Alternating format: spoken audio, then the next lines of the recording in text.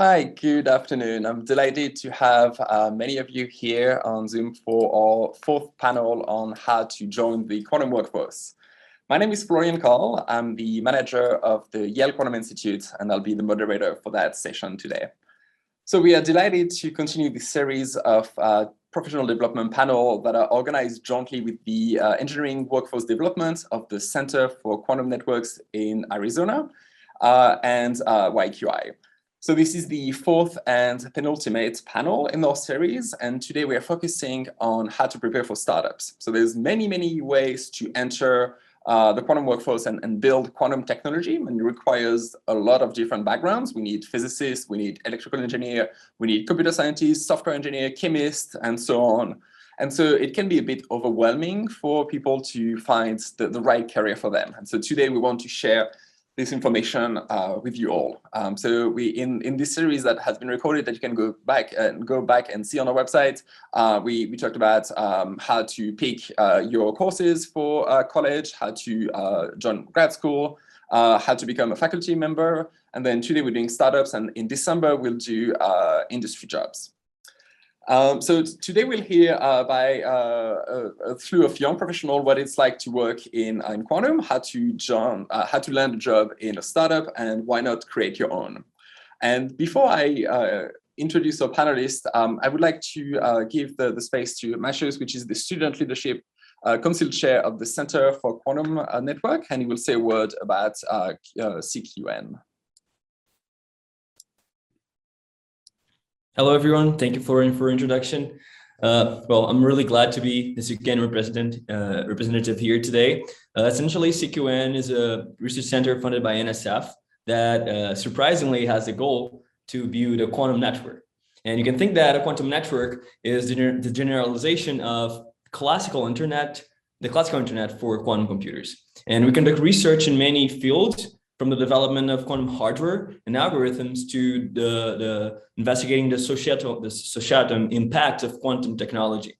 And in addition to research, we also look at education outreach and workforce development as pillars of our center. And part of our goal is to also develop activities to foster academic and professional development in the student population.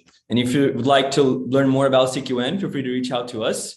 You can look at our website and also email me. Thank you. Thank you very much. And we have some information on the slide on my webcam. So now let's start with the start of the panel. Let's introduce our panelists. You can turn on your webcams, and then we're going to start by Hui said about QCI. If you want to talk a little bit more about what you do over there and like why you're interested in quantum physics. Okay, so I'm Yue Z. I'm a software developer at QCI, or just Quantum Circuits. Our office is in New Haven Science Park. And about myself, I came from computer science at the University of Connecticut. I have a bachelor's degree there. I went into software consulting for a bit before I went to database developer for a healthcare company, and then finally QCI. So about me, I guess, as a software developer, I'm deeply integrated in contributing mainly to the software stack. And about QCI, it was founded in 2015 by Rob Shokoff, Michel Deveray, and Luigi Frenzio and their colleagues. So they're the leaders in the quantum computing field, and if you know, also professors at Yale. We have a pretty big multidisciplinary team of hardware and software engineers to build the most advanced quantum machines out there. And our goal, our mission, is mainly to deliver the world's first truly useful quantum computer. That's it, I guess. Feel free to ask me any questions you have. Sounds good. Thank you very much. And it's an interesting fun fact is that your boss is also my boss in a different etiquette. But that was interesting to see. Let's go to our second panelist, MEHDI. Do you want to introduce yourself? And I pull up the slide about QNect. Awesome.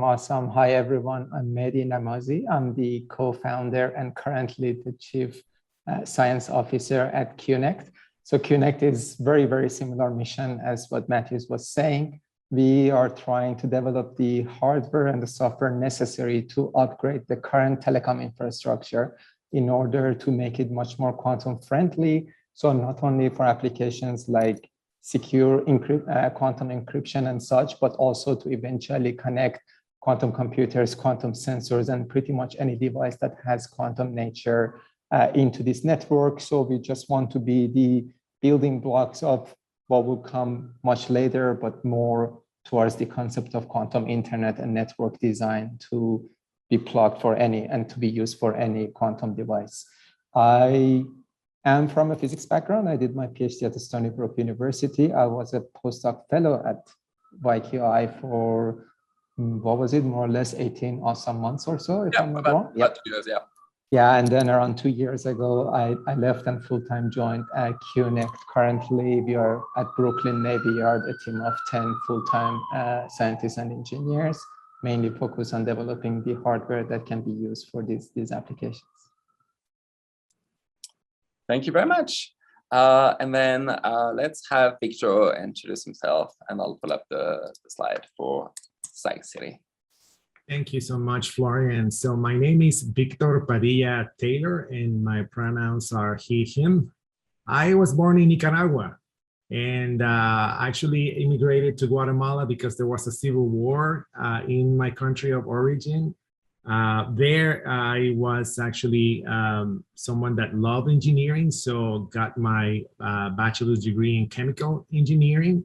And then everything started just rolling towards administrative roles in corporate development. Eventually, I moved to the US to get a master's degree with Yale School of Management, and then moved to nonprofits with the World Economic Forum and spent 4 years until someone invited me to come here at Yale and support the creation of this new Center for Innovation, the SCI Center for Innovative Thinking at Yale. So my role as director of networks is to create, a space for innovators like you all to find support for their startups, nonprofits, or even creative projects. So I'm really happy to be here, and hopefully I'll be able to provide some resources to all of you. With us here at Psych City, there's a way for you to work on your ideas to fruition. Thank you very much, all. So let's start by like a question that I had when I was planning this thing. It was like, the only thing, I've never worked in a startup, and the only thing I have in mind is the very Californian vibe of like, oh, everybody's working on a scooter, they have free cafeteria. That's my vision of startups, which I know it's not entirely true. Can you take a crack at what it's like to work at a startup, and what differentiates a startup to like a more formal company, and what's your day-to-day like? Who wants to start? You can just unmute and go. I can go first. Yeah, so yeah, there are plenty of startups like the Silicon Valley styles. We are a little bit different, more lame, no scooters for us. But I think the biggest things that differentiates between startups and industry jobs that I'm sure you guys will cover in a month or so is a combination of the flexibilities you get. Like, we don't have any time who comes in what time, who lives in what time. No one cares about these things. No one cares about how many days you take off or like what you do. All we care about are the general milestones that we have and the things we want to achieve. And the startup is usually a much more collaborative space. It's not like an industry that the mission is already well defined, and usually everything is designed to optimize the revenue, for example, whatever the business is.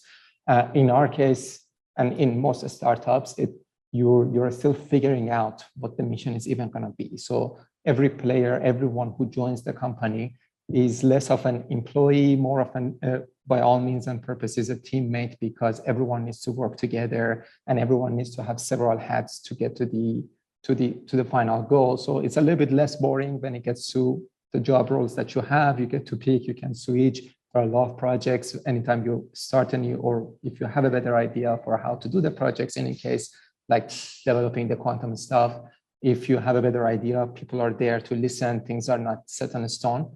But of course, it always comes with this bigger risk that it is a startup. You're always wondering like what happens in a year, in 2 years, when it gets to like the fundings and everything like that. So it has its own plus and minuses.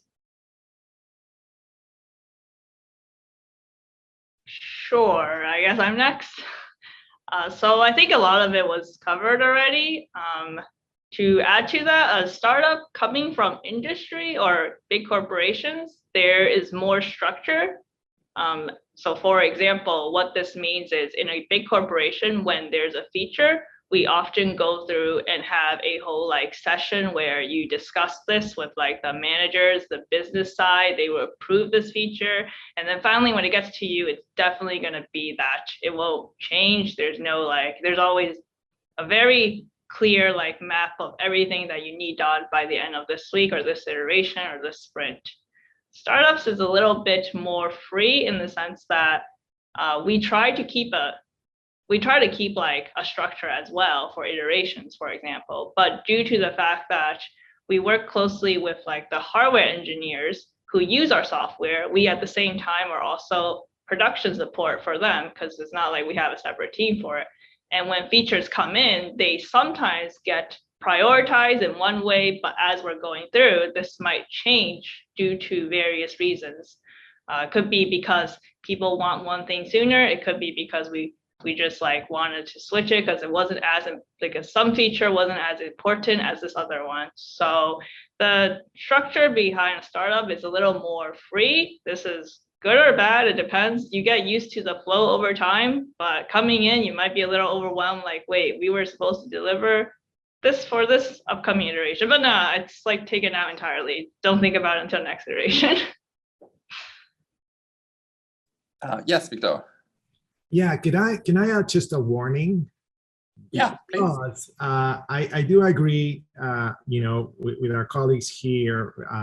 When you compare the work of a startup to the work inside a corporation, the work in a corporation seems kind of mundane. It can be, boring even. It is exciting to work with startups, and as they were saying, different hats. Adapting to change. My only warning is that oftentimes, all this, innovation and exciting, I would say, behavior within startups can be easily just be innovation theater. And, you give the appearance that everything is, working towards the goal, etc., but you're just, not necessarily progressing towards actual change. And so that's my only warning. Sometimes founders will come your way and they will promise heaven, to you, and you can actually decide to follow their footsteps. But you will go down instead of up, so be careful on not buying into just innovation theater, and make sure that you're really buying into a vision that has a lot of execution involved. It's my only warning. I think innovation can be found in multiple spaces within corporations as well as with startups.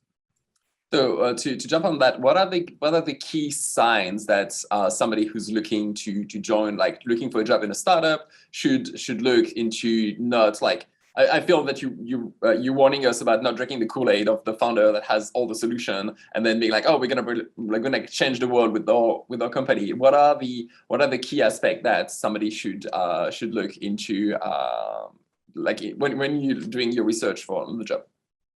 Go ahead. So yeah, this is pretty interesting. When I looked for QCI, I asked a lot of questions about the success of quantum computing, and especially why the architecture they chose, for example, is superior or has a greater chance of success, or even a chance of success compared to, say, Google, IBM, or any of the bigger companies. So not to promote QCI too much, but most of the ideas from Google and like IBM were actually taken originally from Yale, behind Yale's research. So a lot of that was like one of the reasons that I felt there was definitely going to be like, it wasn't going to fall on its face, basically. And I researched into quantum computing and where it goes. And there's definitely a lot of hype around it. But the main thing is there's also progression in research as like we get closer to completing this quantum computer. It's not like stagnant. So this is like a good sign that something can definitely come out of it as well. Yeah, I would definitely ask a lot of questions. I actually asked the person who interviewed me a lot of stuff like, so why does superconducting, for example, this method for superconducting qubits, why does this beat out like trapped ions? And just get a feel of like basically just get a feel of like the company and how it's looking. And if they know where they're going, it's definitely a sign. MEHDI? Oh yeah, I totally agree with these things. I just want to add two things. Yeah, so one of them is that unless it's like a startup that is just starting and you're like literally one of the first employees, definitely have in-depth conversation with people who work there already, not just founders. So definitely find someone, if you're in physics, definitely find their physicists, engineers, and see what they think about the company and the startup rather than the founders. Of course, founders are there because they really believe in this, and that doesn't necessarily like give you the information you need. But looking at the people who started the startup, I mean, these are all quantum we're talking about. Yeah, a lot of people in this field, whether it's a startup or even researchers, have the issue of tunnel vision. Everyone like thinks that what they work on is kind of like, not everyone, of course. Some people think that what they're working on is going to change the world. It's very important to understand that we are all part of like a small ingredient of this bigger revolution that we want to happen, and not a single company or a startup is going to be that big game changer to create like the next generation of technologies that's going to get widely adopted. So it's very important to work with people who understand this level of risk. They understand that this is a very, very early stage. I don't want to even call it industry. Quantum is not an industry. There is no revenue. There is no market. There is nothing.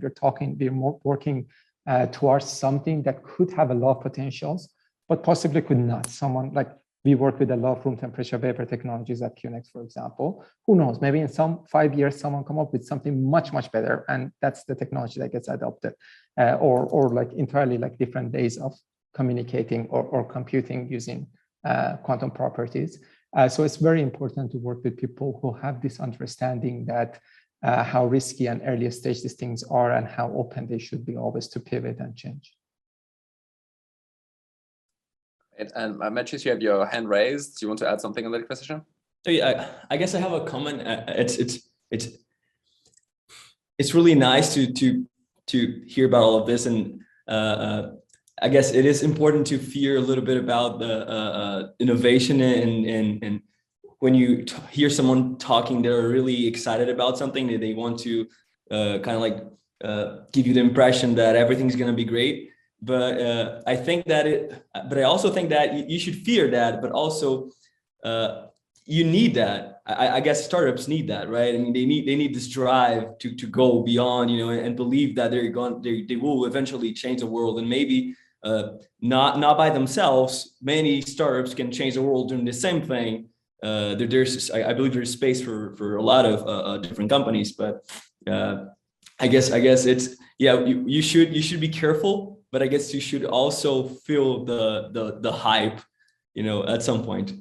And I have a question, actually. I worked in a startup before, and I'd like to know your perspective on how important it is to exchange knowledge when you're working on a startup. Because when I was an intern at a startup, it was amazing. I would talk to everyone. We would know everything that was going on in our company, and I think it makes you grow so much because you're always in touch with people that are doing amazing things. So what is your perspective on that? Who wants to take that question? Okay, I can jump in. Yeah. No, it's everything. Exchanging knowledge and like especially having this understanding of how bigger things come together is super, super important. In both sides, it's very important. So one of the things we did at the beginning when we wanted to hire, for example, and have the senior scientists in the teams, we pick senior scientists based on two things. only people who were smarter than us and also and better in physics, but also the ones who worked on different fields. Yeah, so not that far off, but the ones that had different experiences than us, because we didn't want to have the same exact experience and background getting together, so everyone can have more ways to solve the problems and move things forward. But right now, we really try to push for this now that we're a little bit larger with like 10 people who are not all physicists, like a lot of them like either directly came from undergrad after their physics or electrical engineering and positions like that.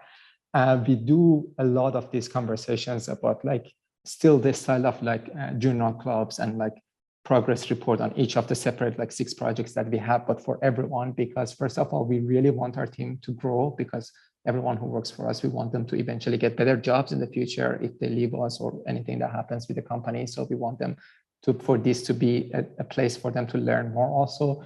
But also a lot of times, like we're developing so many things that eventually need to come together and work together. So it's very important for us that if you have someone, for example, we have an AI scientist who focus on one position right now or one project right now, but it's important for us that she knows everything else that goes on very well, because it will make it much easier for her to know that, okay, she can adopt the same mechanisms and help in this side, how everything can come together. So we do that very often. We spend several hours per week making sure everyone is on the same page. You wanted to add something? You can unmute yourself. Yeah, feel free to, or just unmute yourself. Oh, okay, yeah, I interpreted the question the other way. If you mean like, how much we know about, for example, what the hardware engineers are doing versus the software, there is always like a weekly meeting where we would sit down and actually have everyone go over their general progress. And like, if there is any questions or anything, this could be taken to another meeting. Sometimes the easiest way is also just talking directly to your coworkers, because the startup are really small and there's like, I mean, we're all basically like go to lunch together, for example. So it's easy to ask a question and just like catch up for anything that doesn't make sense. Or if you're interested in the bigger picture of what this feature will do, there's often a pretty simple like walk up to your colleague kind of thing. And that's like a good way to get basically, and we have weekly meetings as well with just like the hardware and software engineers, just to like smaller groups to go over exactly what is going on and how the changes in hardware might contribute to changing in software, etc. Yeah, and I'll say that I think at the end of the day, we're talking about behaviors. So transparency leads to clarity, and with clarity, you can actually collaborate, which was something that MEHDI said earlier in the session. I remember right after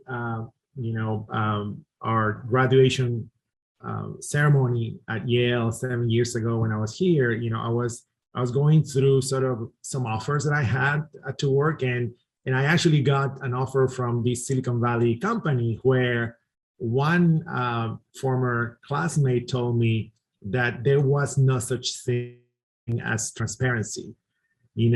All of these teams were working in silos, and team A wouldn't know what team B was doing, and that was on purpose. And I just think that there's a barrier when you create this sort of culture to collaboration, and so I would actually consider culture as one of these warning signs that you really need to pay attention before committing yourself, your talent, to a space where, yes, it could be nice, nice windows and the scooters and anything you like, but the space doesn't make, I would say, the culture. And I think that's one key, I would say, checkbox that you need to mark, a good culture for innovation for your professional career. Great. It's interesting you saying that in your fancy new building with windows and fancy couches. No, but I understand. I'm living in a smart home, Florian. Empty, all fancy but empty, so equally dead. We have a question in the chat for MEHDI. Being in a leadership role, how much technical and scientific work do you do during the day-to-day, both when you started at Uconnect and now, versus the management of people in the company? Like what's your day-to-day look like, and are you hands-on science, or are you more management now? And I wish. I used to be very hands-on on science at the beginning, which is like usually is the reason you start a startup, because you want to have basically your own research group outside the academia. Quantum startups are pretty much all like research labs. It's just that the fundings are different and the people you pick are different and more diverse technically background, especially. So that was the original dream. But as we grow, a lot of responsibilities keeps coming in. Some of them are a little bit annoying. For example, like we have several federal grants from several different agencies and many different investors, and you constantly have to raise money. Constantly, you close a round, you happy for 1 hour, the hour after you're pitching again, like 1 hour later.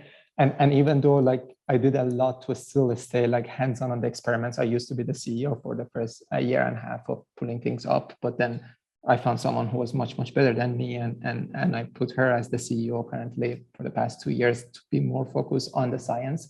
It's very harder for us to do me to do hands-on stuff, because I feel there are two things usually that takes most of my day. First of all, I need to be always like make sure all the projects are going forward the way they need to do. So pretty much I have to be talking with everyone every day to make sure they have no problem, everything is going forward, if they have any questions, any issues.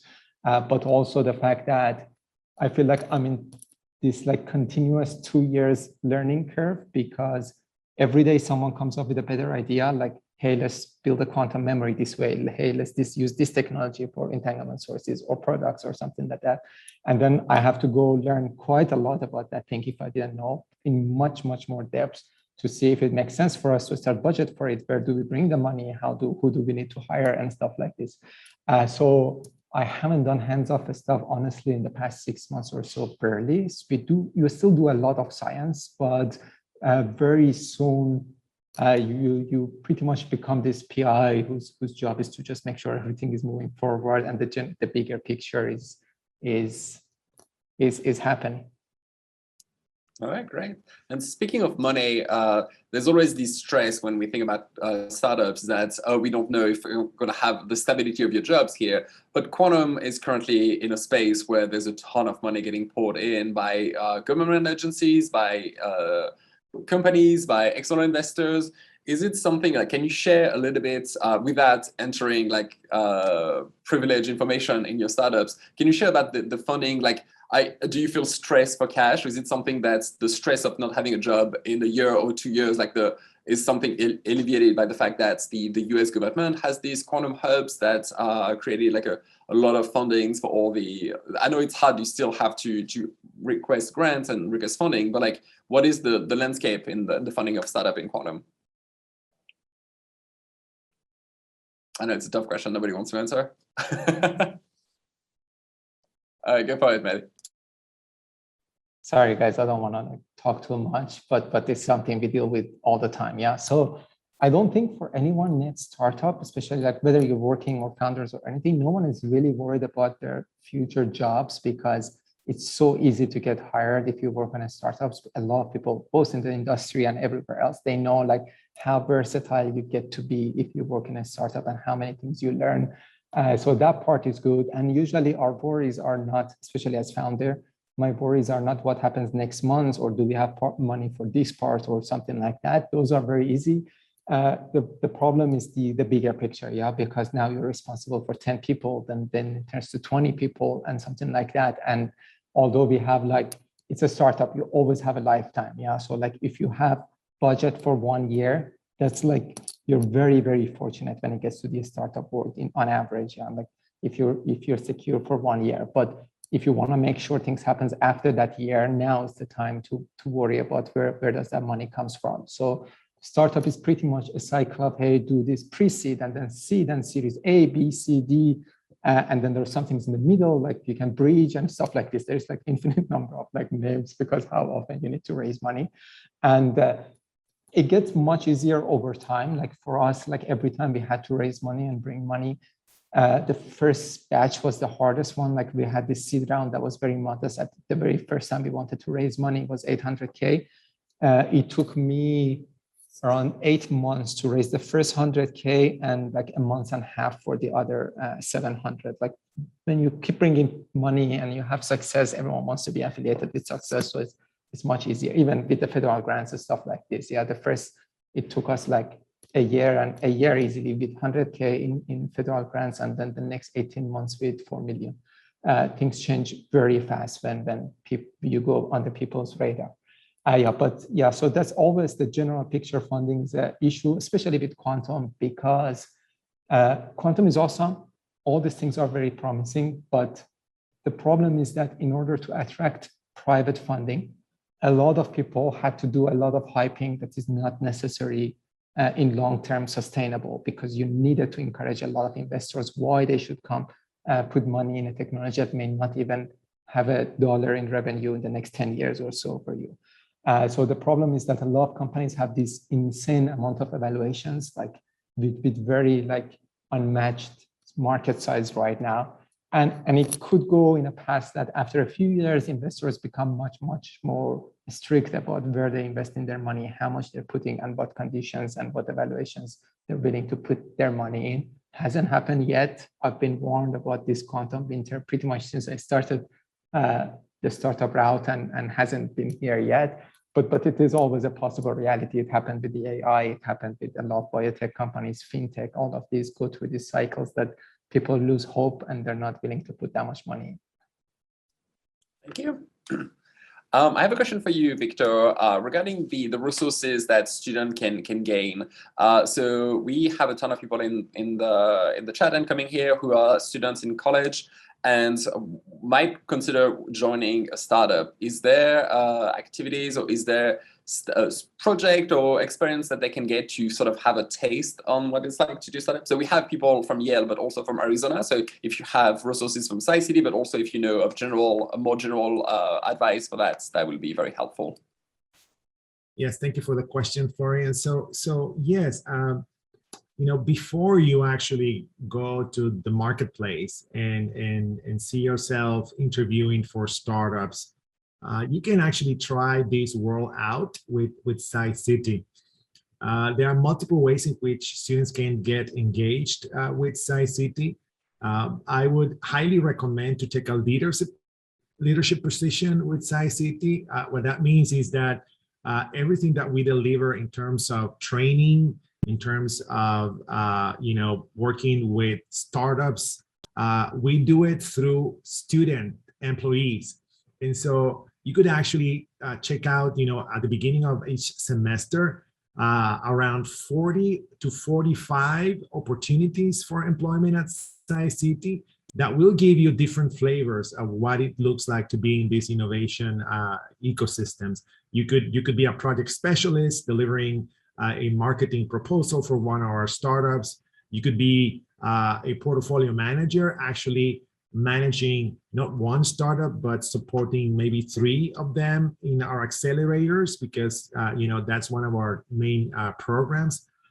You could also support some of the training sessions that we deliver for the founders, student founders that come to Sci-City in legal matters, in operations. We also teach students how to hire people. And so, again, one way in which you can get engaged with Sci-City is just become one of our leaders, student leaders working alongside with us. Now, if you want to be on the other side, which is the receiving side, Sci-City has 2 levels of incubation for ideas. The most basic level is called an incubator that is named Launchpad, where you can come and get support and training on how to think through some of your own ideas and give them shape.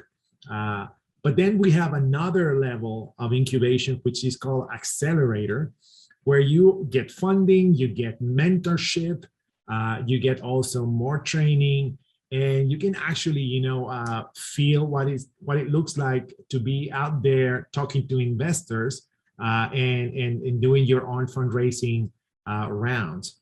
All of that is kind of skill development, we think that once you're out there in the marketplace, will give you quite a lot of experience on how to deal with the real things, out there. You will have certainly better questions to ask your employers or future employers regarding the startup that you may be considering joining. So again, come work with us, or just come and ideate with us. We have multiple entry levels, the incubator level or the accelerator level. That would, of course, provide spaces for students in the audience.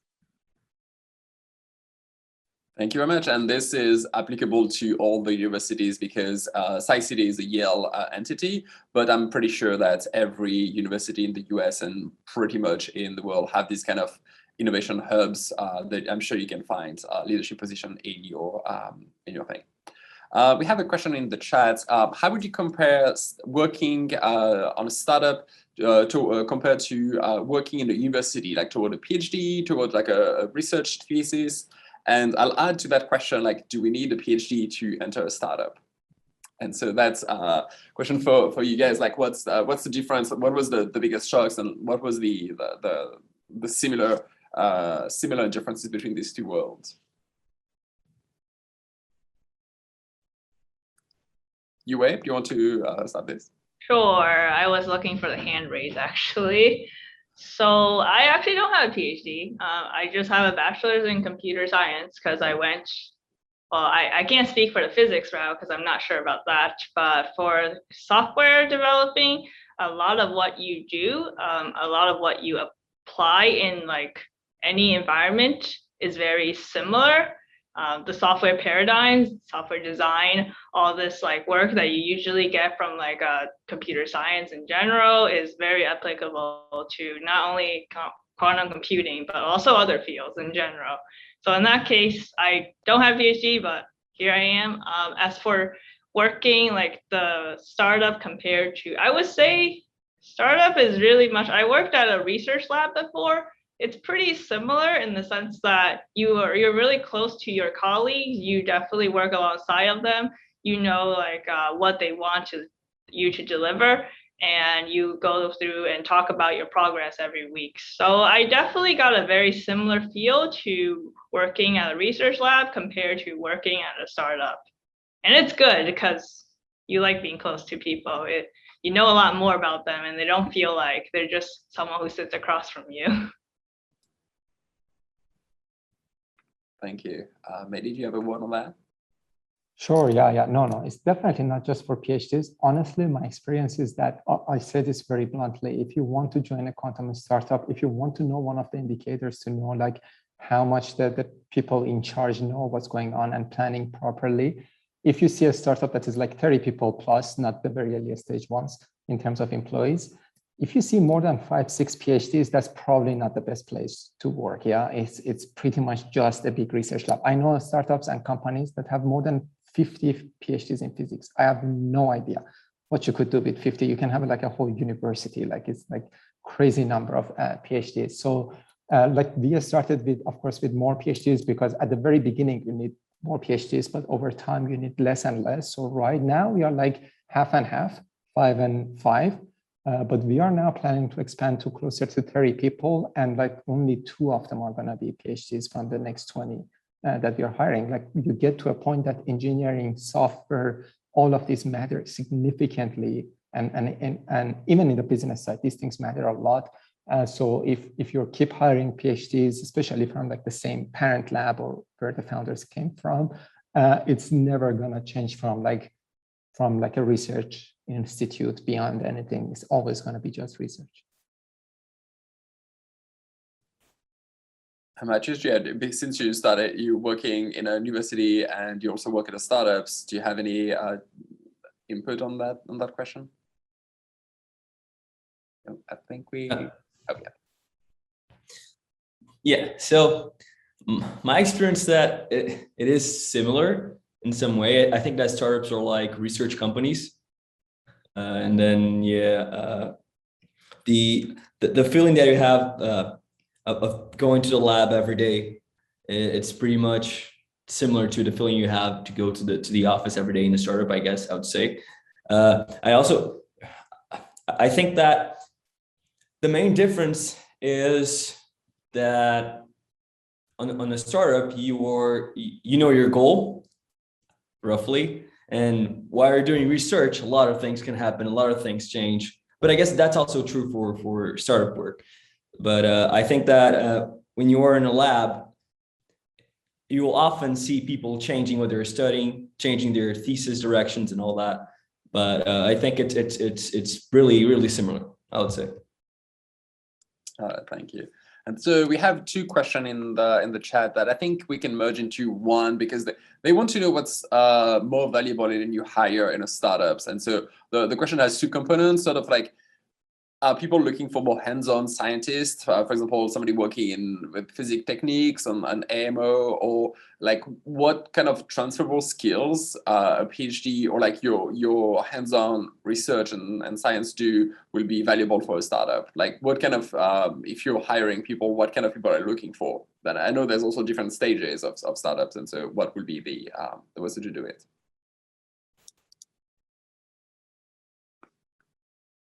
Yeah, go ahead, unmute yourself. Okay, yeah, so what do we look at most? Yeah, so I mean, of course, it really depends on the quantum startup you're talking about. Like there are startups that are like solely software focused, like for the error corrections, quantum algorithms. Even I know like in quantum communication sites, there is like Aliro Quantum in MIT spin-off, which is like purely on the software side for quantum communication. Obviously, this place is really prefer obviously they prefer like people with the background in the software, full stack developers especially. For us, everything we do is light matter interaction, so AMO backgrounds are better, but what we care the most about is not the backgrounds or how much hands-on experience people have, but more like how willing people they are to constantly adopt and constantly do new things and learn and grow with the team, because most of those things, a lot of the things we're doing here, you can learn in like 6 months. We started with one of my team members. He was just a lab tech when he started. Within 9 months, he became one of the product owners for one of the things we're developing. There's a lot of room to grow. It's all the matter of like, if you're the type of person who really wants to grow in a more accelerated pace than, for example, like a 6-year PhD. So you're talking about growth. I have a question for all of you. Were you looking for a job in a startup, or would you stumble upon a startup and then got that job? Like, were you aiming for that kind of career, or is it something that fell onto you and be like, oh, that's a good opportunity, I'm going to take it?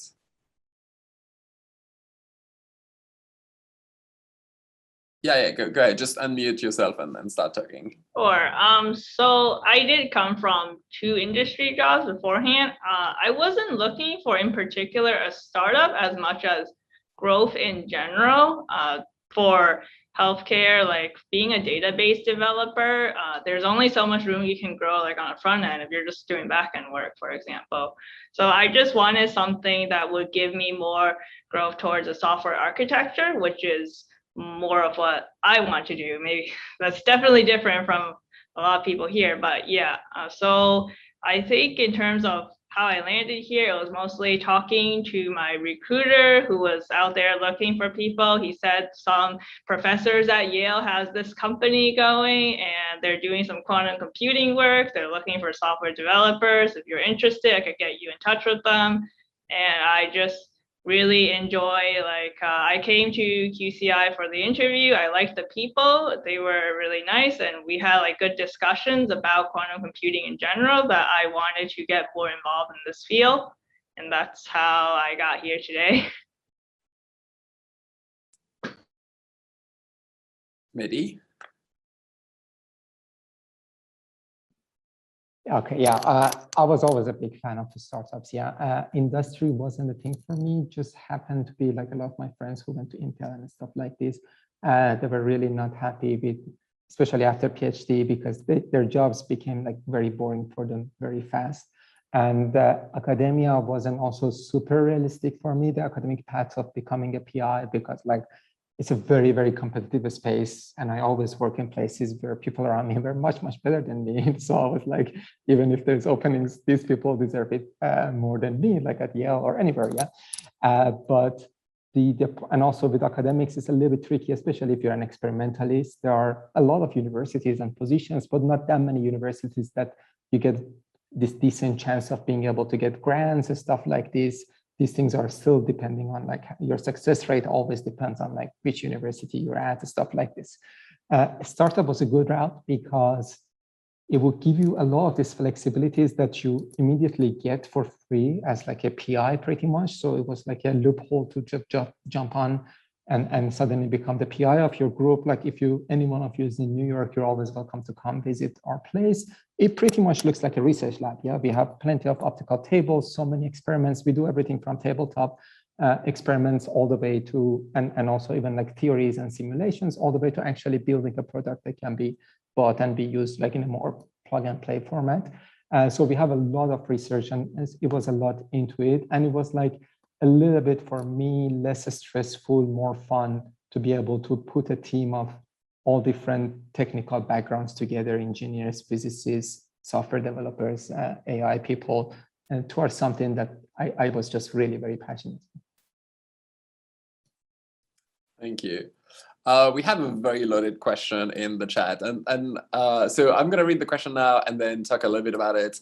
Is it better to train a quantum physicist in engineering or to train an engineer in quantum physics for quantum startups? And so it's interesting because that question is literally the reason why we're hosting these panels, because there's going to be a shortage in quantum workforce. And so basically, there's a ton of startups getting created. There's a ton of research labs, new labs, new hubs, new industries are building in quantum. And that's the limiting factor is not going to be funding. It's going to be finding the people who are qualified to do that. And it's really not fair to ask for somebody who just got their PhD in quantum physics after 6 to 7 years to start a full quantum computer science engineering degree. And the same way, we cannot ask somebody who just got the degree in engineering to go for a full PhD. And so the reason why we're doing this thing is because we cannot really have these super people that have like hands-on on engineering and then also on computer science and know how to build this thing and know how to code these things. So the idea is to try to find spots for them and have the qualified workforce in different spots, the same way that some people who will work on software, will talk and work closely with people working on the hardware, but will have very different skill sets. And so I think the idea of like having these super trained people is not really doable and realistic. And so it's most likely you should pick a phase, like a subject that you like the most, because at the end of the day, you're going to do that for like the rest of your life, more or less. So it's something that you need to figure out something that you want to do, that you enjoy doing, and then pick that branch and then follow that. And I think no matter where one lands, if it's like in theoretical physics, if it's in engineering, it's in software, it's in chemistry for the application, it's in material science, there's going to be a lot of application down the road to work in quantum. And there's also a whole branch that MEHDI was talking about that of non-like physicists. You're gonna need people able of run financing, getting some money, some accounting, some people getting capable of pitching, and so there's a ton of things. Even if you're not working in quantum, you can still like on the quantum topic themselves, you can still join some quantum startups, and so that's something that to have to keep in mind. Florian, if I can pitch SciCity for that, we can teach students precisely those additional skills. We can teach students to fundraise, to create a very compelling pitch deck, to talk legal contracts. At the end of the day, it's a business, and if you have a business, you need lawyers. And so how can you talk the same language that you need for business? We can also teach you marketing skills. We can teach you how to work collaboratively with your team. And so there are a lot of soft skills, non-technical skills that of course are required for this growing space that needs more than just quantum doctors. Yes, that's true. And one thing that could be a valuable tool is all around the world, online and on sites, there's some quantum hackathon. So it's this competition that lasts, I think they last usually in person over the course of a weekend, but the online version span usually the time of a week, where you can work in a small team and solve a problem. And I think this is closer to like a mini startup that you can do. You find a problem and then you want to solve it, and so you bring some of the team members together to really try to solve that. And so I think that that's something closer to a startup that you can get to give you a taste of if it's something that you might enjoy and the kind of work you want to do. So look online. I know that IBM has a ton of quantum hackathon using their IBM clouds. YQI and SciCity hosted one last year with the students at Yale and at I forgot the other university. Sorry about that. Victor, if you remember the university that was hosting with us, Berkeley. And then so that's something that could be valuable to you. So we are getting close to the end time. I think to finish, I would like to give you all the opportunity to add your end comment and note of like, should we all jump into the startup world, quit our day job and then join a startup, or should we just be more mature about it? And if you have any jobs opening that you want to pitch for your startups, that's the moment to do. If you have anything, like please take that time to do so. Who wants to start? I just want to touch on something that we didn't discuss that much, but like in the continuation of what Victor was saying, if you're thinking about starting a startup, so if you're from physics engineering background, you have a good idea, you had a research, you worked on something, and now you want to start founding your idea, please go find someone like Victor from like day zero and spend the time to learn all those skills. Yeah, it's totally normal, but you realize this very soon. You hear this all the time, that founders like us, people like me who came from like pure technical background, make a lot of mistakes that stays with them for the rest of their the life of their startup. And you always think that that's not me. I have a PhD in physics, I can handle this, I can understand business, stuff like this. Believe me, you make so many mistakes that forever haunts you. It's like so annoying, and forever like you sit in front of the investors and you're like, yep, I was very dumb. Yeah, that was me 3 years ago. I did that. I gave that equity to this person. I did like this. I took this money that I was not supposed to, things like that. So there's a lot to learn. So like really, when you think about starting a startup, plan for like literally a year, at least 6 months of learning what it takes to run a startup, raise money and stuff like this. And each university has someone like Victor that is more than happy to help you grow in this path. Thank you. Yue, word of the end? Wait, I didn't raise my hand, but sure, I can start off. I was just gonna say, for startups, definitely do your research and know about like what you're getting into. It's not that scary. I mean, it's more like if you want to work in a certain field and you just so happen that they have your interests, definitely go for it. Like, why not go for a job that you like doing than just some random thing like working in corporation that you just like sit there and get pigeonholed all day. If that's what you like, that is what you like. But yeah, I mean, definitely work in whatever field that you feel has a lot of interest to you, and so you will get passionate and do a very good job, and you'll learn a lot more too, because your interest also kind of links to like more knowledge. As for the question on like, I can't speak too much for the hardware side because I don't work in hardware, but I know we aren't looking just for PhDs. We're looking for people we can also teach that have like a physics degree or something, mechanical engineer, actually, electrical engineer, all kinds of different degrees. So these are also people we can teach in lab as well, how to do like a certain process that we're using. This stuff is teachable. Having a background is definitely good because then we can start off from there. And yeah, just putting it out there. We are hiring both software and hardware. There are various positions on the website. Feel free to check it out. Software, I mean, you might see me during the interview. All we ask of you is like to have computer science knowledge and have a very solid software engineering background. We don't ask you to know quantum physics or anything. Perfect. And then you can see on the top right corner of the QCI website, you have a career tab. And I think I've seen in every startup website, there's a find join us, career. There's like multiple tabs. It's blinking. It's really the time to get a job. All right. A few words for the end. Matthew, do you have a word to end the like a last final comment? Oh yeah, good luck on your job search for sure.